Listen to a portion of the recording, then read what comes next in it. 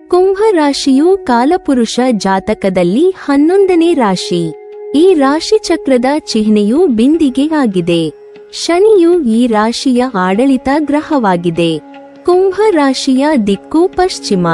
ಗು, ಗೆ, ಗೋ, ಸ, ಸಿ, ಸು, ಸೆ, ಸೋ ದ ಅಕ್ಷರಗಳಿಂದ ಪ್ರಾರಂಭವಾಗುವ ಜನ್ಮನಾಮಗಳನ್ನು ಹೊಂದಿರುವ ಜನರು ಈ ಚಿಹ್ನೆಯ ಅಡಿಯಲ್ಲಿ ಬರುತ್ತಾರೆ. ಈ ರಾಶಿ ಚಕ್ರದ ಚಿಹ್ನೆಗಳು ಧನಿಷ್ಠ ನಕ್ಷತ್ರದ 3 ಮತ್ತು 4ನೇ ಪಾದಗಳು, ಶತಭಿಷ ನಕ್ಷತ್ರದ 4 ಪಾದಗಳು, ಪೂರ್ವ ಭಾದ್ರಪದ ಮೊದಲ 2 ಮತ್ತು 3ನೇ ಪಾದಗಳು. ಇದು ಗಾಳಿಯ ಅಂಶದ ರಾಶಿಚಕ್ರದ ಚಿಹ್ನೆ. ಈ ರಾಶಿಚಕ್ರದ ದೇವತೆಗಳು ಶಿವ, ಶ್ರೀ ಹನುಮಾನ್ ಮತ್ತು ದೇವತೆಗಳಲ್ಲಿ ಮಹಾಕಾಳಿ, ಮಾತಾ ಸಿದ್ಧಿದಾತ್ರಿ.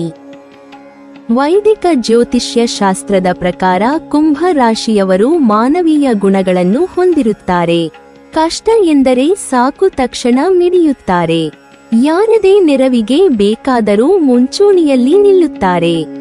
ವಿಶೇಷವಾಗಿ ಹೊಸದನ್ನು ಅನ್ವೇಷಣೆ ಮಾಡುವಂತಹ ಕುತೂಹಲ ಅನ್ನೋದು ಅವರಲ್ಲಿ ಹೆಚ್ಚಾಗಿರುತ್ತದೆ. ಈ ರೀತಿಯ ಕುತೂಹಲ ಭರಿತ ಅಂಶಗಳನ್ನು ಹೊಂದಿರುವಂತಹ ಕುಂಭ ರಾಶಿಯವರು ನಿಜಕ್ಕೂ ಮಾನವೀಯತೆಯ ಸಾಕಾರ ಮೂರ್ತಿಗಳು. 2025ನೇ ಮಾರ್ಚ್ ತಿಂಗಳ 29ನೇ ತಾರೀಕು ಶನಿ ಗ್ರಹವು ಕುಂಭ ರಾಶಿಯಿಂದ ಮೀನಕ್ಕೆ ಪ್ರವೇಶಿಸುತ್ತದೆ. ಅದೇ ರಾಶಿಯಲ್ಲಿ ಜೂನ್ 3, 2027ರ ತನಕ ಇರುತ್ತದೆ. ಈ ಸಂಚಾರದೊಂದಿಗೆ ಕುಂಭ ರಾಶಿಯವರು 7.5 ಶನಿಯ ಕೊನೆಯ ಘಟ್ಟಕ್ಕೆ ಪ್ರವೇಶ ಮಾಡಲಿದ್ದಾರೆ.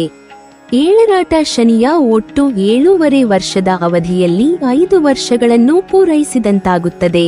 ಈ ಅವಧಿ ವಿವಾಹಿತರು ಹಾಗೂ ವಿವಾಹ ವಯಸ್ಕರಾಗಿ ಮದುವೆಗಾಗಿ ಪ್ರಯತ್ನ ಮಾಡುತ್ತಿರುವವರು ಈ ಇಬ್ಬರಿಗೂ ಮಾನಸಿಕವಾಗಿ ಬಹಳ ಕಿರಿಕಿರಿ ಆಗುತ್ತದೆ.